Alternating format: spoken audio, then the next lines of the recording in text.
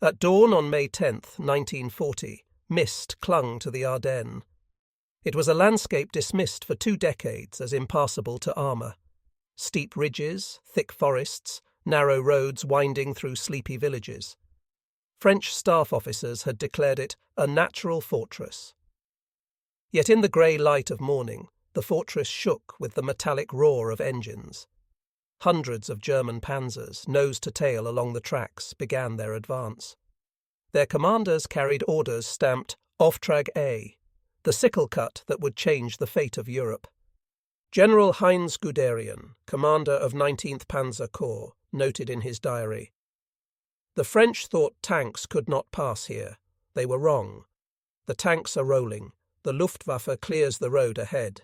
He had under him 3 armoured divisions, more than 40,000 men, 600 tanks, and a sky thick with dive bombers. What French intelligence had labelled a diversionary thrust was in fact the main weight of the German attack. By noon, the German spearhead reached Sedan on the River Meuse. The French 55th Infantry Division, a second-rate unit of reservists, manned the sector. Its men were middle-aged, poorly equipped, and spread thin across miles of fortifications. At 1300 hours, the Luftwaffe descended. Witnesses later described the bombardment as a storm without precedent.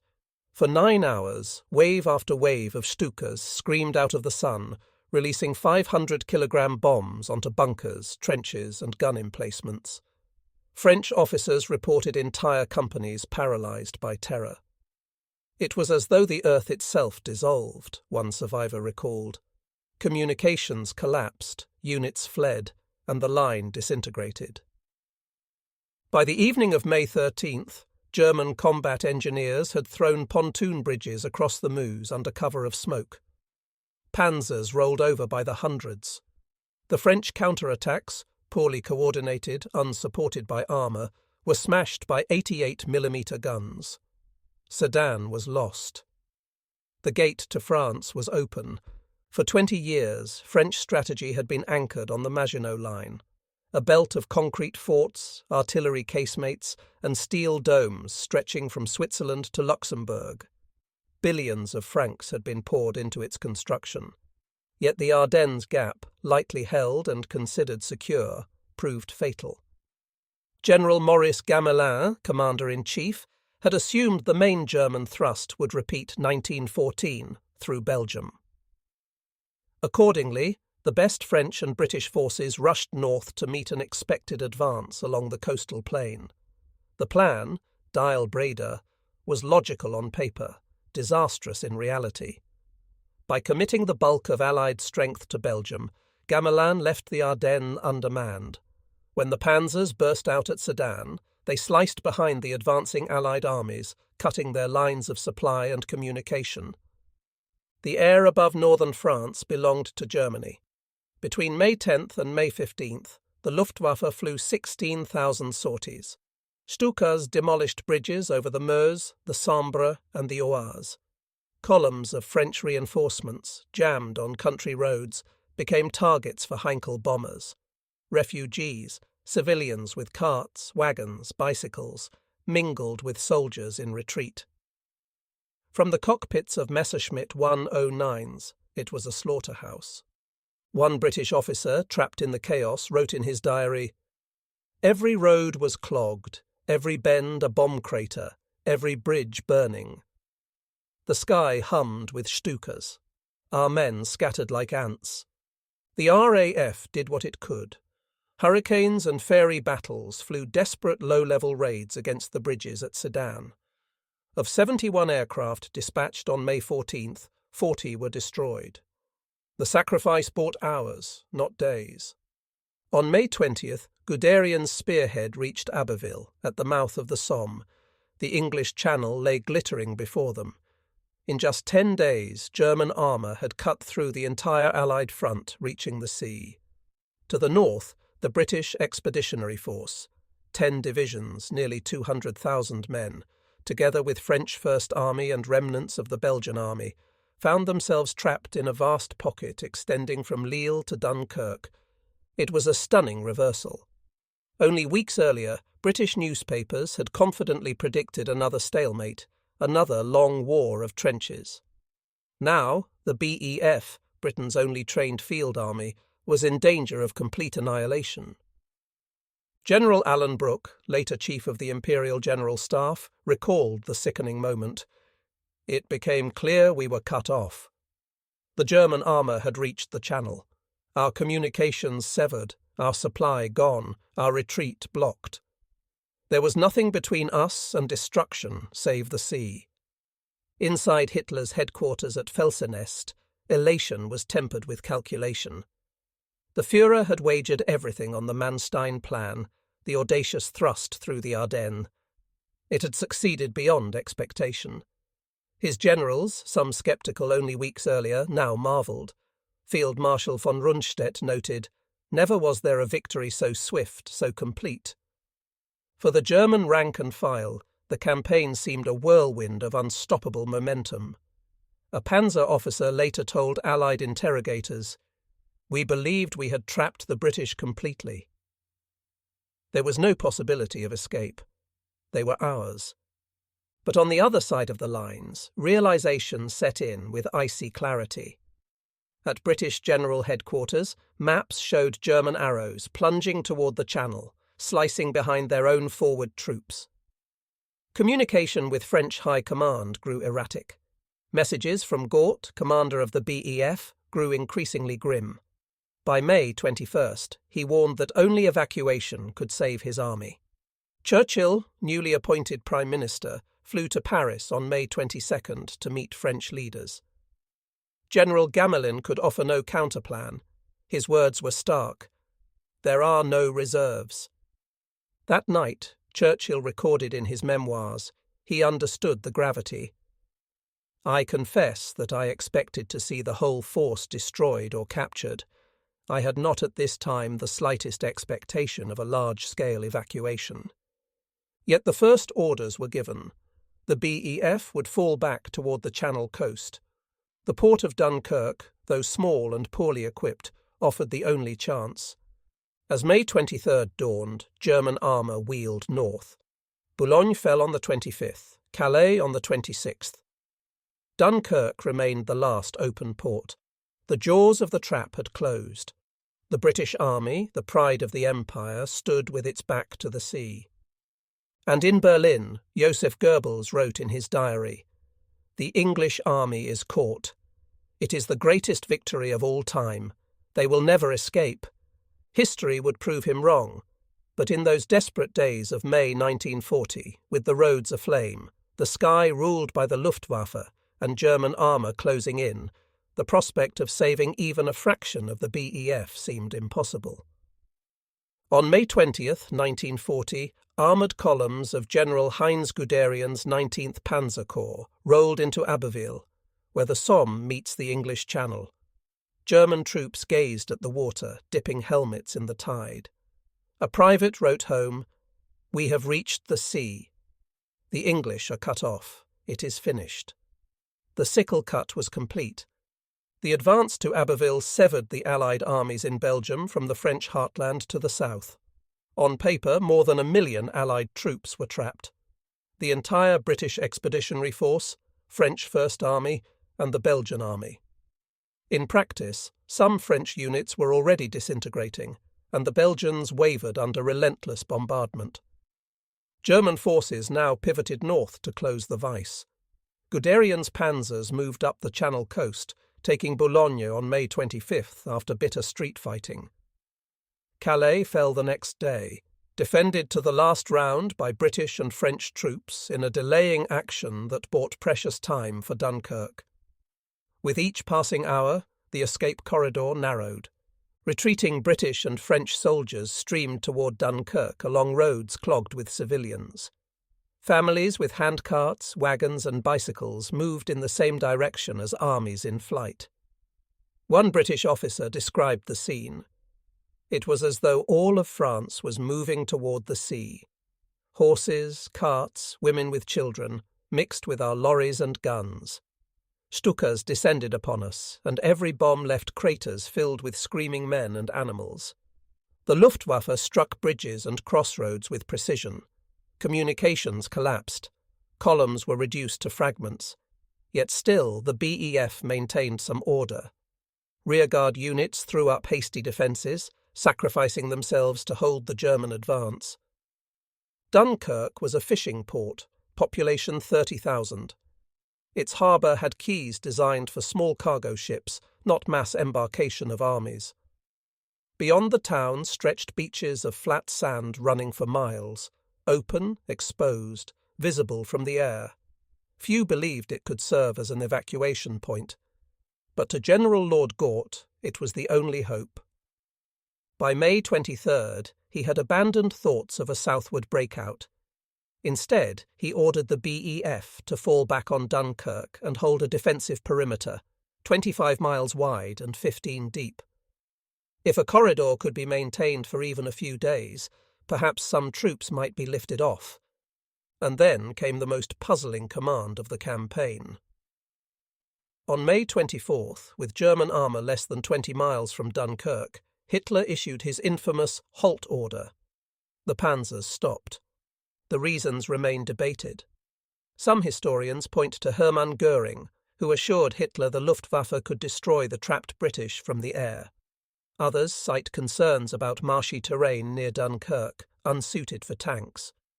Still others argue Hitler sought to preserve Britain as a potential negotiating partner. Whatever the motive, the effect was decisive.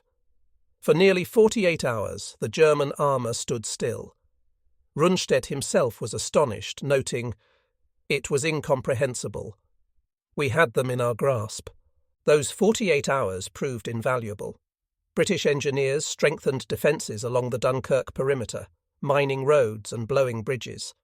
French units, though battered, fought stubbornly in towns like Lille and Gravelines, tying down entire German corps.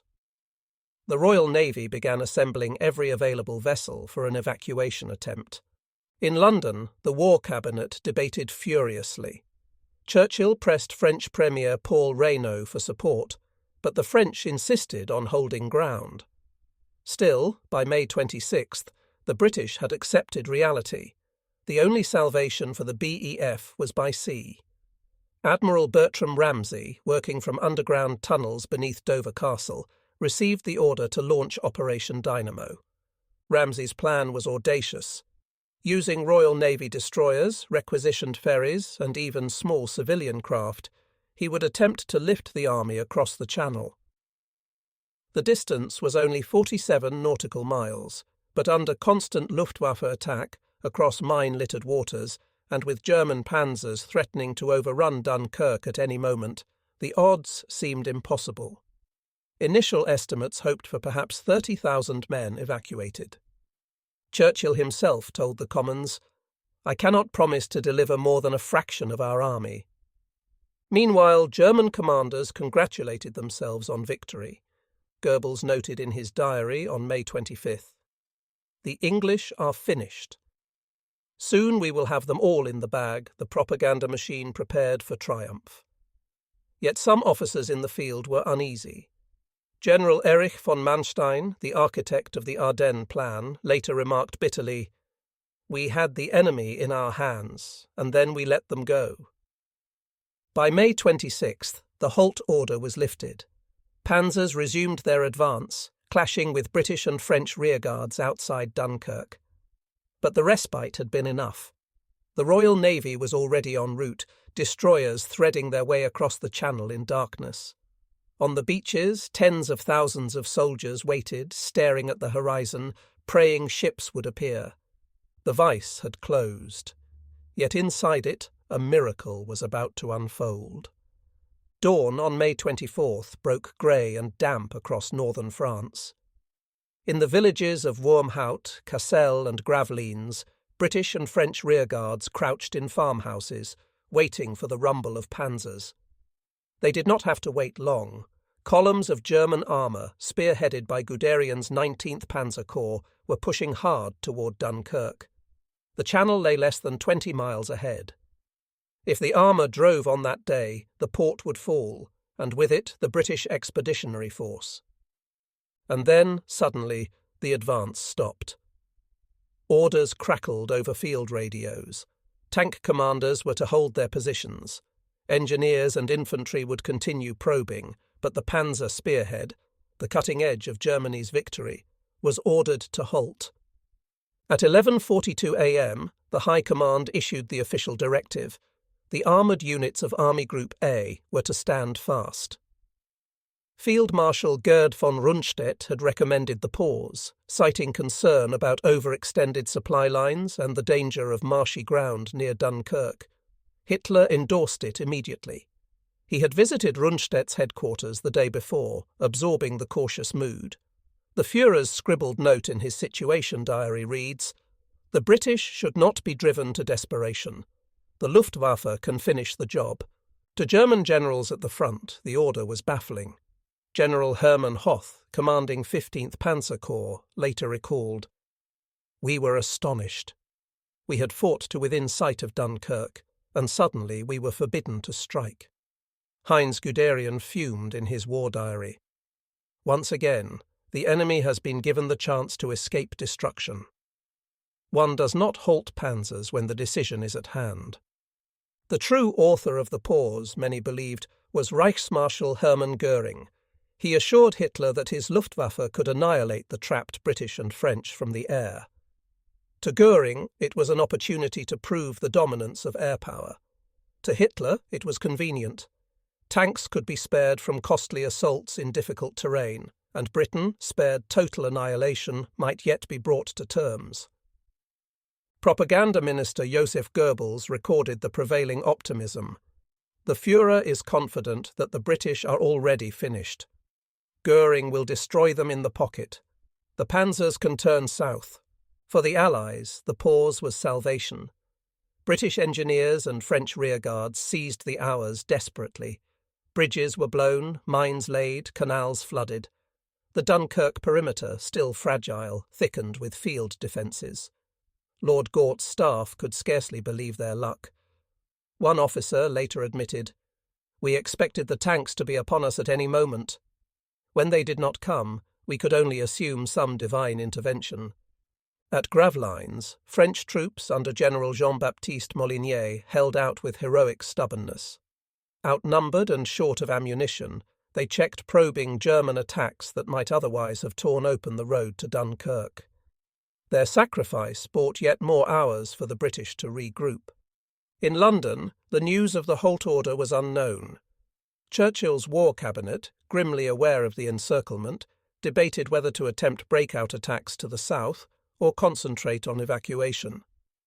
On May 24th, Churchill still hoped to maintain a corridor linking the BEF with French forces farther down the line.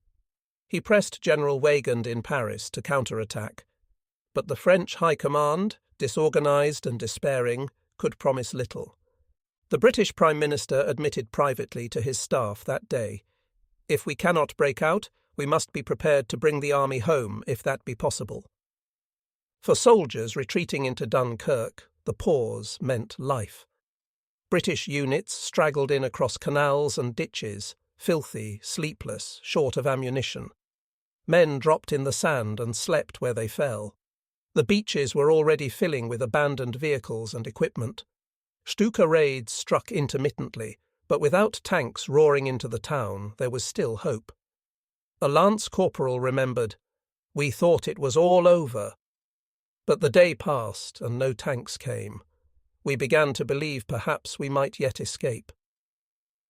Inside the German High Command, confidence hardened into overconfidence. Rundstedt wrote to Berlin that the encircled enemy was a disorganised rabble, incapable of serious resistance. Army Group A's war diary for May 24th coolly noted, "British forces trapped near Dunkirk. Destruction imminent." At Calais and Boulogne, German infantry continued brutal assaults, supported by Stukas, reducing garrisons house by house. The delay in sending tanks against Dunkirk seemed to matter little. The Allies could not possibly escape, or so the Germans believed. In reality, those 2 days changed the course of the war. By the evening of May 26th, Admiral Bertram Ramsay's Operation Dynamo was ready. destroyers were fueled and armed in Dover. Civilian craft had been requisitioned from ports along the south coast. Signal lamps flashed across the channel, and minesweepers prepared channels through the minefields. When the German tanks finally received permission to resume their advance on the evening of May 26th, they found the defences tougher and the beaches already stirring with the first signs. Historians would debate Hitler's motives endlessly. Some argued he sought to preserve Britain as a negotiating partner. Others pointed to Göring's vanity or Rundstedt's caution. But the fact remained. The pause transformed a potential annihilation into a possible escape. General Franz Halder, chief of the German General Staff, wrote in exasperation on May 25th, "The encirclement of the English army is our goal. The Führer has ordered a halt at the decisive moment. Incomprehensible.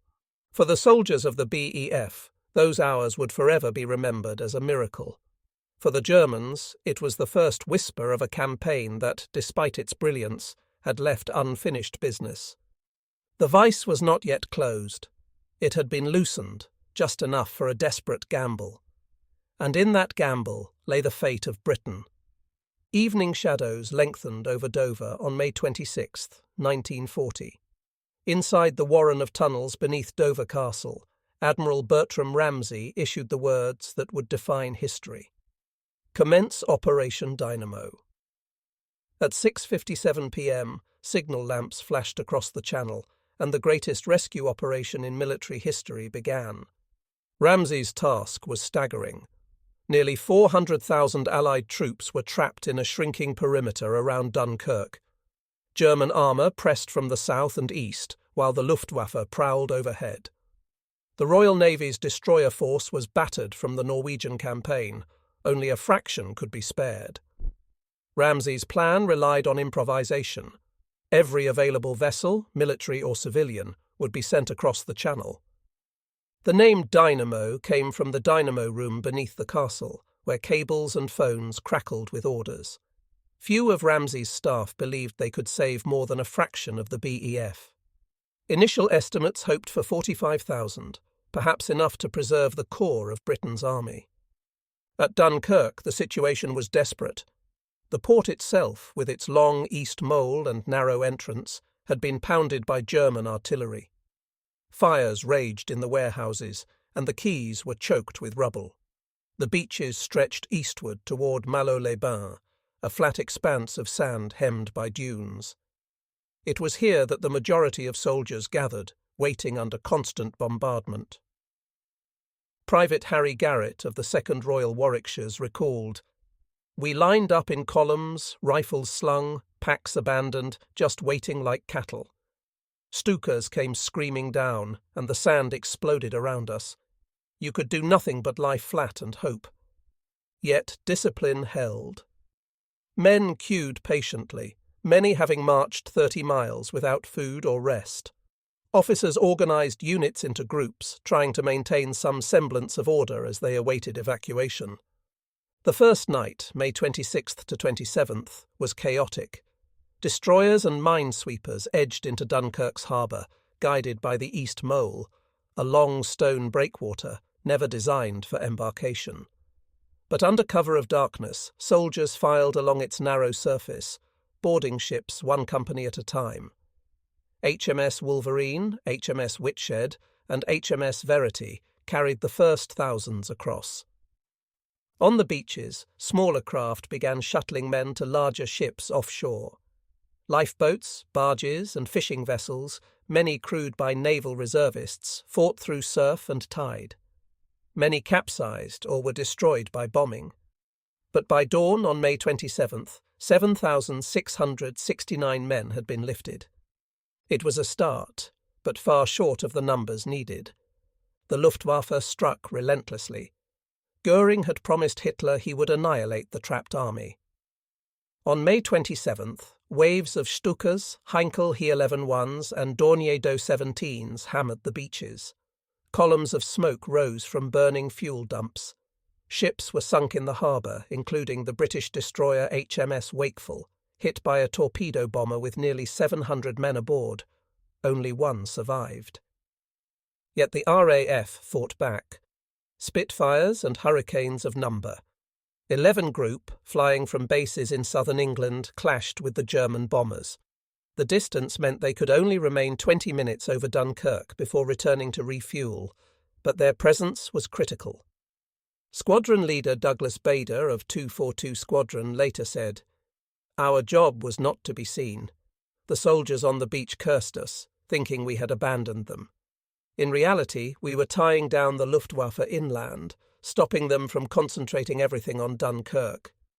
Meanwhile, Ramsay's call went out to civilian craft. Fishing boats, tugs, Thames barges and pleasure yachts were requisitioned. Some were crewed by naval officers, others by their owners. The first flotillas set out on May 27th to 28th, weaving through minefields under the cover of smoke. One of the most famous, the Sundowner, a 60-foot motor yacht owned by Charles Lightoller, former second officer of the Titanic, sailed from Ramsgate on May 28th. Lightoller and his sons ferried 130 men back across the channel, crammed shoulder to shoulder on deck. "We were never meant to carry such a load," he recalled, "but every inch had to count." On land, the perimeter shrank hourly. German infantry pushed against the canal line at Barges and Ferney. French units, particularly the 12th Motorized Infantry Division, held desperately, often fighting to the last round. A French officer wrote, "We knew the British were leaving. We fought so they could go." The rearguard actions were ferocious. At La Bassée Canal, the 2nd Royal Norfolks and 1st Royal Scots held crossings against repeated assaults, losing entire companies. Near Cassel, French cavalry squadrons mounted counterattacks with bayonets, sacrificing themselves to buy another day. On May 28th, King Leopold III of Belgium surrendered unconditionally, his army exhausted. For the Allies, it was a severe blow. The Belgian front had anchored the northern perimeter. Churchill was furious, writing, "The Belgian capitulation exposed our flank and imperiled the evacuation." The withdrawal corridor narrowed sharply, forcing more British units into Dunkirk itself. The beaches swelled with humanity, tens of thousands waiting under constant shelling. A British officer estimated, "There were more men on that beach than the population of Manchester." That day, evacuation totals rose dramatically. Despite heavy bombing, 17,804 men were carried across the Channel. Still, the arithmetic was grim. Hundreds of thousands remained. Stories of heroism multiplied. Destroyer crews braved relentless attacks, often rescuing survivors from burning ships even while under fire themselves. Minesweepers like HMS Halcyon operated nearly continuously, clearing channels as Luftwaffe bombs fell around them. On the beaches, discipline held even under chaos. One BEF soldier remembered, "There was no pushing, no stampede." We waited in silence, helmets pulled down, until it was our turn to board. The quiet was the most haunting part. Back in London, Churchill followed reports grimly. On May 28th, he confided to the War Cabinet, "This is the worst disaster in our history. If we can bring away 100,000 men, I shall be thankful." Yet even as he spoke, the tide of Dynamo was beginning to swell. By the night of May 28th to 29th, the beaches and harbour were alive with movement. Destroyers loaded men in darkness, their decks packed until gunwales nearly touched the waterline. Civilians in their little ships navigated by moonlight, towing lifeboats filled with soldiers. Across the Channel, Dover and Ramsgate harbours were choked with arrivals. Exhausted men stumbled ashore, handed tea and sandwiches by volunteers before collapsing. The totals for May 28th, over 17,000, convinced Ramsay that something extraordinary might be possible. The Halt Order had given the Allies time. Now the sea lanes were proving to be Britain's salvation. Operation Dynamo had begun not as a triumph, but as a desperate gamble. By the end of its third day, it was clear. Against all expectations, the gamble might yet succeed. By May 29, 1940, Dunkirk had become a vision of hell. Columns of black smoke spiralled thousands of feet into the sky, visible across the channel in Dover. Warehouses burned, fuel tanks exploded, and smashed vehicles littered the roads. The once busy port town was reduced to rubble by artillery and bombs. Soldiers on the beaches could smell cordite, oil, and scorched masonry carried on the sea breeze. The Luftwaffe had intensified its assault. Hermann Göring, still determined to prove his boast that air power alone could finish the British, ordered massive raids. That day, 500 German aircraft swarmed over Dunkirk in waves. Juncker's Ju-87 Stukas screamed down in precision dives, their sirens wailing. Heinkel and Dornier bombers rained explosives on ships and beaches alike. For the men waiting in the sand, there was nowhere to hide. Private Jack Thorpe of the Royal Engineers later wrote, "When the Stukas came, you pressed your face into the sand and prayed. The whole beach would lift and fall, and when you raised your head again, you'd see men lying where you had stood a moment before." That morning, evacuation numbers plummeted.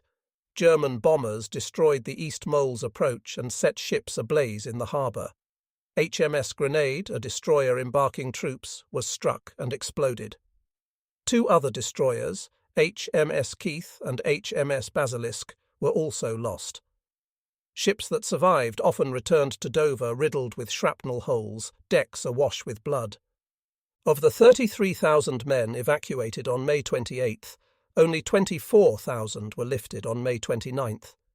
Worse, the port was effectively destroyed. The mole, though battered, remained usable, but the town itself was a ruin. Henceforth, the evacuation would depend more than ever on the beaches. On the afternoon of May 29th, the call to civilian craft intensified. The Admiralty had already requisitioned yachts, barges, ferries, and lifeboats, but now scores of privately owned boats set out, many with their civilian crews still aboard. They came from Ramsgate, Margate, Gravesend, and farther afield, answering the desperate summons. The Thames barge Ina, 40 feet long and usually used for river trade, carried over 100 men in her first crossing. The paddle steamer made of Orleans shuttled back and forth, crammed with troops on every deck. The motor yacht Sundowner, crewed by Charles Lightoller, returned for another voyage. Captain Tom Horn, master of a tug from Gravesend, recalled, "We weren't soldiers. But we knew those boys on the beach were finished if we didn't go. We loaded them till you could touch the water with your boots." Above the beaches, the RAF fought a relentless battle. Spitfires and Hurricanes intercepted bomber formations, often outnumbered but determined. On May 29th alone, Fighter Command flew 287 sorties over Dunkirk, claiming 89 German aircraft destroyed. Yet to soldiers below, the RAF seemed invisible. They cursed the absence of friendly planes as bombs rained down. Only after the war did many veterans realise the air battles were being fought inland, away from their sight, to prevent the Luftwaffe from concentrating over the beaches. Air Vice Marshal Keith Park, commanding No. 11 Group, defended his pilots. "Our fighters could not linger over Dunkirk. Their fuel limited them, but without them the Luftwaffe would have annihilated the evacuation." The next day, May 30th, saw the evacuation reach new intensity. German artillery moved within range of Dunkirk, shelling the beaches mercilessly. At low tide, ships could not approach close to shore, forcing soldiers to wade hundreds of yards through surf, sometimes chest deep, to reach small boats. Many drowned under the weight of their gear. Captain Bill Tennant, the senior naval officer at Dunkirk, recorded, "The scenes on the beaches were beyond description, lines of men stretching into the sea, standing waist-deep, shells bursting among them. Yet they stood, silent and orderly, waiting their turn." Despite the carnage, 53,823 men were evacuated that day, the highest total yet. Destroyers like HMS Sabre and HMS Shikari made repeated runs, decks jammed with exhausted soldiers. Minesweepers worked without pause, clearing paths for traffic. Civilian boats ferried men tirelessly, often under direct attack. While the British focused on evacuation, French divisions continued to fight grimly along the perimeter. General Henri Berthoud's troops held the canal lines against repeated German assaults, suffering heavy losses. Many French soldiers resented what they saw as British abandonment, but their discipline held. A French officer told his men on May 30th, "If the British go, so be it. We hold here until we can hold no more." His regiment was reduced to half strength within 48 hours. By May 31st, the momentum of Dynamo had become unstoppable. Ramsay's organisation improved daily. Convoys were scheduled, lanes marked, embarkation points coordinated. The little ships now numbered over 700, ranging from 14-foot skiffs to 300-foot ferries. The East Mole, though repeatedly bombed, proved a lifeline. Soldiers filed along its narrow length, sometimes two abreast, boarding destroyers moored alongside. HMS Ivanhoe took on 1,200 men in a single embarkation. The Luftwaffe attacked furiously, sinking additional ships, but the volume of evacuation now outweighed the losses. By nightfall on May 31st, 68,014 men had been lifted, the single greatest day of Dynamo. On the beaches, relief mingled with despair. Units that had endured days of bombing finally saw hope of escape. Yet many French divisions were ordered to remain, holding the perimeter while the British left. This sowed bitterness that would linger long after. By the end of May 31st, total evacuations reached 165,229, far surpassing the original expectation of 45,000. The miracle of Dunkirk was beginning to take shape, though the outcome was still uncertain. Hundreds of thousands remained, and the Germans pressed ever closer. Nevertheless, the feeling spread through Dover and London that something extraordinary was happening. Ramsay's staff, exhausted and running on black coffee and cigarettes, marvelled at the numbers. "We had thought ourselves doomed to save fragments," one officer said. "Instead, we were bringing home an army." Meanwhile, Hitler grew impatient. Göring had promised destruction from the air, but the British were escaping in droves. The Führer raged in conference. The English army must not be allowed to escape. Where is Göring's Luftwaffe? But by then the opportunity had passed. The pause of May 24th had given the Allies their chance. Now, though battered and bloodied, they were seizing it with both hands. The calendar turned to June, and with it came the climax of Operation Dynamo. For 6 days the evacuation had endured against odds that seemed impossible. Now, in the first 2 days of June, the effort reached its peak.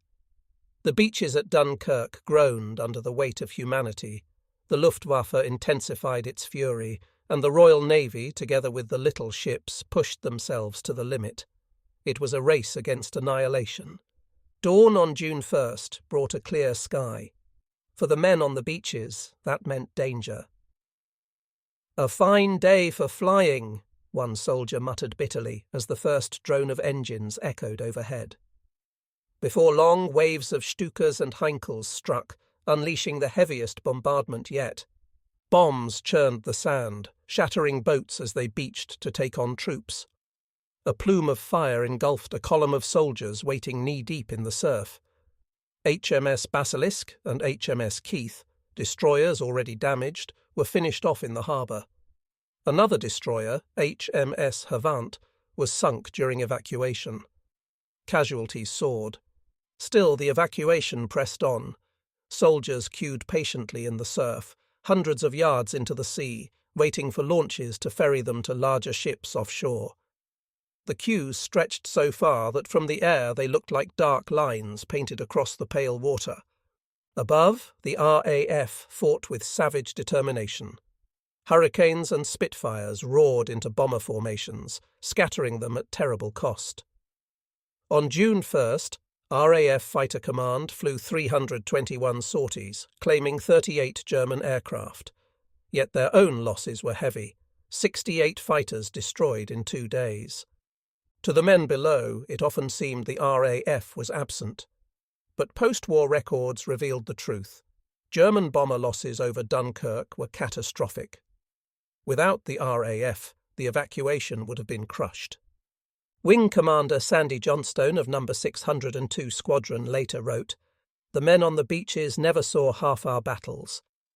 But we knew that every Heinkel we shot down was one less bomb among their queues." Meanwhile, French troops continued to hold the perimeter with astonishing courage. General Fagalde's divisions clung to the canal line, repelling repeated assaults by German infantry. At Furnes and Barges, French rearguards fought village by village, losing entire battalions to buy hours. One French officer told his men, "We fight here not for ourselves, but for the ships waiting in England.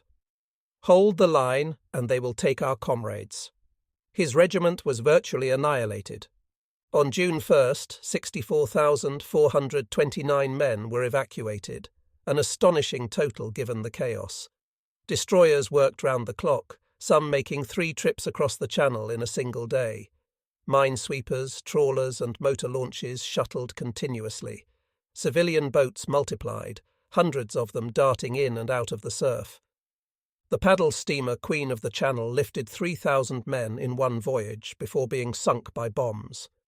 The Royal Daffodil, a Mersey ferry, carried over 7,000 men across multiple trips, her decks stained with oil and blood, but her engines never faltering. In Dover and Ramsgate, harbours overflowed. Men staggered off ships in silence, many too exhausted to speak. Volunteers pressed tea and sandwiches into their hands.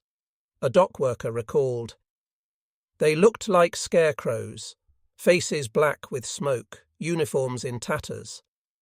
Some wept, some laughed, but most just stared blankly ahead." In London, Churchill followed each report with mounting amazement. That morning he telephoned Admiral Ramsay. "How many today?" Ramsay's reply, over 60,000, astonished him. "By God," Churchill exclaimed, "we may bring them all off yet." Yet he remained cautious. To the War Cabinet he warned, "Wars are not won by evacuations." We must expect hard and bitter fighting ahead. He was already drafting words that would steel Britain for what was to come. On June 2nd, the focus shifted. By then, the bulk of the British Expeditionary Force had been evacuated. Over 220,000 British troops were safe in England. Now the French were to have their turn. The British government insisted on lifting as many French troops as possible, but logistics strained. German artillery had tightened its grip, hammering the beaches without pause. Many French units were scattered, their commanders killed or captured. Still, thousands marched into Dunkirk, determined not to be abandoned. That day, 26,256 men, mostly French, were evacuated. It was a smaller number than before, but for those who made it across, it meant salvation. For soldiers still waiting, June 2nd was a nightmare.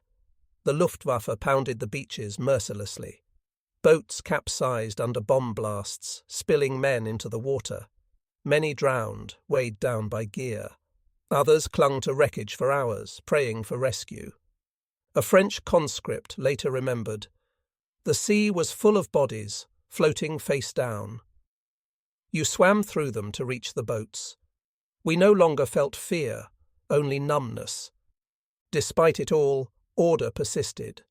Men stood in lines chest deep, silent, except for occasional hymns sung in unison. The discipline astonished German observers, who watched through binoculars from dunes outside Dunkirk. By now, the Royal Navy was near exhaustion. Destroyers were riddled with shrapnel, some kept afloat only by frantic damage control. Crews had been at action stations for days with barely an hour's rest. One sailor wrote, "We lived on tea, tobacco, and sheer bloody-mindedness." Yet they pressed on. HMS Sabre, already battered, made 7 trips in Dynamo, rescuing 5,765 men in total. Smaller vessels did their part too. A fishing boat from Lee-on-Sea crewed by two brothers, ferried over 100 men before limping home with a shattered hull. By the night of June 2nd, the operation was reaching its conclusion. Nearly 340,000 men had been evacuated, an unimaginable figure compared to the original estimate of 45,000. Ramsay and his staff, hollow-eyed but resolute, prepared for one final night to rescue the remaining French. For the men still in Dunkirk, the ordeal was not over. But for the BEF, the impossible had been achieved. An army had been snatched from destruction under the very noses of the Germans. In German headquarters, disbelief reigned. Reports from the front confirmed the British were escaping in vast numbers. Rundstedt complained, "The chance for total destruction was thrown away." Even some of Hitler's loyal generals muttered that the Halt Order had been the gravest mistake of the campaign. Yet for now, Hitler brushed it aside. Paris was still to fall. France was collapsing. He believed Britain would soon sue for peace. But in Dover and London, as the battered survivors of the BEF stepped ashore, another mood prevailed. Not despair, but defiance. The miracle of Dunkirk was reshaping Britain's war. As June 3rd dawned over Dunkirk, the beaches were no longer just a scene of chaotic evacuation. They had become a crucible, testing the endurance, courage, and ingenuity of men and vessels alike. Over 325,000 soldiers had already crossed the Channel, yet thousands remained. Among them, French divisions who had refused to leave until every British soldier had embarked, and British stragglers who had lost units or become separated in the mad rush of the past week. The German advance had slowed only slightly, a combination of exhaustion, supply issues, and Hitler's infamous Halt Order. To the commanders on the ground, the Allied evacuation seemed a ghostly, almost impossible feat. Panzer divisions prowled the dunes around Dunkirk, but the soldiers they sought to encircle were slipping away hour by hour. Corporal Henri Lefebvre, a French infantryman from Lille, later described the scene. "We could see them from the dunes, ships like fish in the channel, tiny against the water but carrying our brothers to safety. And above, the planes screamed and dove, their shadows dark on the sand. We fought with everything we had to keep the Germans at bay, and still we lost friends in the surf every minute." German officers, peering through binoculars from the edge of the perimeter, recorded their disbelief. Colonel Otto von Stülpnagel, writing in his diary on June 3rd, noted, "Their evacuation continues, orderly in the face of our fire. How can an army retreat in such numbers without total collapse?" The Royal Navy and the flotilla of civilian vessels faced a nightmarish calculus. The destroyers that had survived the bombing and artillery of the past days now had to ferry men under increasingly dangerous conditions. Mines threatened every channel. Submarine patrols loomed offshore. Fuel for the smaller boats was running critically low. Yet the organizational precision of the Navy never faltered. Admiral Ramsay orchestrated launches in strict rotation, staggering departures to minimize losses. Vessels circled and waited, returning to the beaches under cover of darkness when the last daylight trips had been completed. HMS Whitshed, a destroyer whose hull bore multiple bomb scars, made 4 night trips, lifting nearly 2,200 men, many wounded or unable to walk. Crew members wrote in post-war logs that they feared the shore guns would catch them any moment, yet every trip succeeded. The Luftwaffe, desperate to crush the evacuation, renewed attacks with ferocity. On June 3rd, waves of Stukas, Ju-87s and Heinkel 100s and 11s swept in with the aim of sinking as many vessels as possible.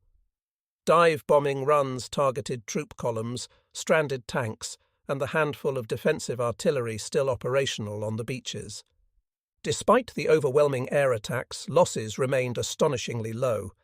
Naval gunfire, RAF sorties, and the natural evasive measures of the little ships turned potential disaster into a harrowing but survivable ordeal. Records indicate that over 80 German aircraft were destroyed during these final 2 days of evacuation, many downed by Spitfires providing air cover from bases near Dover. Inland, French rearguards made the final stands. At Gravelines and Bergs, small battalions of tireless French troops held villages against superior German forces. Lieutenant Pierre Dubois recounted in his memoirs, "We had only 2 days' worth of ammunition, but we made it count. We fired everything we had, from rifles to machine guns to anti-tank weapons, and when we ran out, we used stones and sticks. Every second we delayed the Germans meant another group of men was saved." By June 4th, the last units of the 1st and 2nd French divisions were still holding the perimeter, fighting in streets, around farmhouses, and along canals. These men would be among the last evacuated. Many carried aboard fishing boats or commandeered steamers, some by the heroic efforts of the Royal Navy's destroyers under fire. The civilian little ships continued to astonish. From fishing smacks to pleasure craft, they navigated minefields and strafing runs, ferrying troops over treacherous waters. One boat, the Sunbeam, piloted by an 18-year-old civilian, made 5 trips in 2 days, each time bringing back men drenched in seawater and exhaustion. Her logs noted the terror of the strafing runs, but also the satisfaction of saving hundreds. These civilians, many of whom had never set foot on a military vessel, demonstrated an improvisational bravery that would later be hailed as central to the evacuation's success. They ferried men from beaches where larger vessels could not reach, often grounding their craft in shallow water to allow soldiers to climb aboard directly. The cost of Operation Dynamo was immense, though far lower than the scale of potential disaster. Thousands were killed or wounded on the beaches and in the water. Some estimates place French casualties during the final days at 12,000, including soldiers and civilians, while the British lost over 2,000 killed in the 6-day operation. Ships were destroyed at a rate that in conventional naval warfare might have signalled catastrophe, yet the majority of men survived because of the determination of both military and civilian participants. The psychological impact was profound. Soldiers who had watched friends drown, burn, or fall to enemy fire often displayed silent, numb endurance as they boarded the last boats. One private remembered, "We had seen death in every form, yet we walked toward the boats like it was nothing." Perhaps it was nothing, only the chance to live another day. By the evening of June 4th, the final evacuations were underway. French units were prioritised, with small groups of British stragglers brought off in the final hours. Destroyers and larger vessels, battered and smoking, carried the last soldiers across the Channel. As HMS Grafton sailed from Dunkirk with its final load, Captain Robert Ellis recorded, "The shore was emptying. Only a few Frenchmen waved from the sand. Behind us, fires still burned where bombed ships had lain. Ahead, Dover appeared, lights like stars on the coast. I knew we had accomplished something extraordinary. In total, over 338,000 men had been evacuated, more than 7 times the original estimate of 45,000. The Royal Navy lost 68 vessels, and countless civilian ships bore scars of battle. Yet the miracle was complete. In German command posts, disbelief turned into exasperation and anger. Reports from panzer divisions and Luftwaffe units confirmed the retreat had succeeded far beyond expectations. Hitler's Halt Order was already being questioned, with some generals privately calling it the gravest mistake of the campaign. Rundstedt and Guderian both wrote in diaries that they could not understand how an army of hundreds of thousands had escaped. German propaganda, however, presented a different picture, claiming that most of the British forces had been destroyed and that Dunkirk was a minor setback. In reality, the Luftwaffe's failure to annihilate the BEF would haunt them for the rest of the war. The evacuation of Dunkirk was more than a rescue. It was a turning point in morale, both British and French. The miracle gave Britain the manpower to continue the fight, while teaching valuable lessons about coordination between army, navy, and air forces. Churchill, observing the reports, noted in his diary, "We must be careful to speak of this not as a victory, but as a deliverance. And yet deliverance it was, against all odds, from the jaws of the enemy. For the men who stepped onto British soil, the memories of the beaches, the strafing runs, the exploding ships, and the cries of comrades left a permanent imprint. Yet the knowledge of survival brought a renewed sense of duty. Britain had been saved, but the war was far from over. By June 4th, the evacuation had concluded. The British Expeditionary Force and thousands of French soldiers had escaped annihilation, leaving only the ruins of Dunkirk behind, a city scarred but the source of an extraordinary military and human achievement. By June 5, 1940, the last waves of evacuation had left Dunkirk, but the echoes of the operation resonated across the Channel, the French coast, and German command posts. The beaches were quiet now, littered with abandoned equipment, burned-out vehicles, and the wreckage of both civilian and military vessels. The city itself, spared large-scale destruction only by the limited bombardment of the Luftwaffe, bore the scars of chaos. Dockyards wrecked, warehouses aflame, and streets clogged with the remnants of the fleeing armies. Across the Channel, Britain struggled to process the sheer volume of men arriving from the continent. Hospitals were overwhelmed with the wounded, trains and buses carried exhausted troops inland, and commandeered halls and schools became temporary barracks. London, Dover, Folkestone and Southampton saw the arrival of tens of thousands daily. The soldiers, many bedraggled, sunburnt and carrying only what they could salvage, were immediately subjected to medical inspections, re-equipment and debriefing.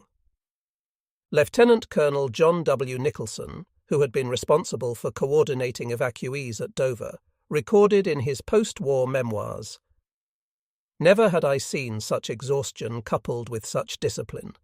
Men arrived in droves, yet in lines, and waited silently, hardly speaking. They were hungry, they were wet, and many had lost friends, but they were ready to be formed again into a fighting force. That is what struck me most, the will to survive and to fight." Churchill, aware of the fragile morale of the nation, seized on the evacuation not as a military victory, but as a symbol of resilience. On June 4th, in his famous broadcast to the House of Commons, he coined the term "Miracle of Dunkirk," emphasizing the courage, ingenuity and cooperation that had allowed the BEF to escape annihilation. Yet Churchill was careful. He knew the operation had been a retreat, a withdrawal in the face of overwhelming German maneuver warfare. Military historians later noted the subtlety in his address. While praising the courage of the troops and the navy, he framed the event as a testament to the indomitable spirit of Britain, rather than a strategic triumph. In Berlin, Hitler and the OKW were stunned by the numbers. Official reports from Rundstedt and von Kluge documented the escape of more than 325,000 Allied troops. Panzer and motorized units had reached Dunkirk only to find that the majority of the enemy had slipped through their fingers. Hitler's Halt Order, issued on May 24th, became a point of intense debate among his generals. Field Marshal Gerd von Rundstedt wrote, "The enemy moves in numbers that defy reason. Our encirclement was complete in principle, yet they vanish as if through the earth itself. Such a failure of execution is intolerable." The Luftwaffe, meanwhile, had expended thousands of sorties with limited results. While they inflicted losses, destroying hundreds of vehicles, dozens of ships, and thousands of troops, the failure to prevent the evacuation was a major strategic and psychological blow. Hermann Göring, attempting to defend his airmen, claimed that weather, coordination failures, and the stubborn defence of French units had thwarted total annihilation. The evacuation exposed the strengths and weaknesses of all forces involved. For the Allies, it demonstrated the critical importance of coordination between land, naval, and air assets. The Royal Navy had executed a near-perfect rotation of vessels, managing to move troops under fire while minimising losses. Civilian volunteers had augmented military assets, proving the effectiveness of improvisation and local initiative. From a German perspective, Dunkirk became a case study in operational failure. Mechanized units, despite rapid breakthroughs in the Ardennes, were hindered by logistical constraints and hesitancy from high command. Luftwaffe dominance, though feared, proved insufficient without ground forces to seal the trap. German historians later reflected that the failure to annihilate the BEF allowed Britain to continue the war, a decision that would reverberate across 1940 and 1941. The psychological dimensions of Dunkirk were profound. For Britain, the evacuation bolstered national morale and created a narrative of resilience against overwhelming odds. Posters, newspaper headlines, and radio broadcasts emphasized heroism and unity. Soldiers who survived returned with stories that would later inspire books, films, and public memory, framing Dunkirk as a testament to courage in adversity. For Germany, the failure was a bitter pill. Panzer divisions that had raced across France found themselves tasked with completing encirclement operations against an enemy that was no longer present. Luftwaffe pilots, who had expected a decisive blow, faced criticism from both the High Command and Nazi propaganda organs. By June 7th, the British Army began reorganising the evacuated troops into operational units. Equipment losses were severe. Artillery, vehicles, and heavy weapons had been abandoned, but manpower remained intact. The British Expeditionary Force, though diminished in material, was ready to be reconstituted for the defence of the home islands. French forces, many of whom had returned to ports like Calais and Cherbourg, faced the daunting task of regrouping while under continuous threat from advancing German forces. The French Navy and local authorities worked to salvage remaining ships and supplies, ensuring that some defensive capacity remained along the northern coast. In the years following the war, Dunkirk became enshrined as both a cautionary tale and a symbol of resilience. Historians note that the evacuation did not halt the German conquest of France, but it preserved a corps of trained, experienced troops who would later participate in the North African and Normandy campaigns. Post-war interviews with German generals confirmed their astonishment. Colonel Erich von Manstein, in a 1946 memoir, reflected, "To see hundreds of thousands slip past despite our armour and air superiority was beyond comprehension. The British and French displayed a level of coordination that we had underestimated entirely." Churchill's framing of Dunkirk as a miracle was thus not merely rhetoric. It reflected both the extraordinary human effort and the narrow margins by which disaster had been averted. Civilian courage, naval precision, and the discipline of retreating soldiers combined to create a historical moment that would define the narrative of Britain's resilience in the Second World War. By June 10, 1940, while Paris fell and France teetered on the brink of capitulation, Dunkirk remained a symbol. The evacuation had failed to save territory, but it had saved the men who would continue the fight. In the minds of soldiers, sailors, and civilians alike, it was proof that even in retreat, order, courage, and ingenuity could turn the tide, or at least buy a nation the time it desperately needed.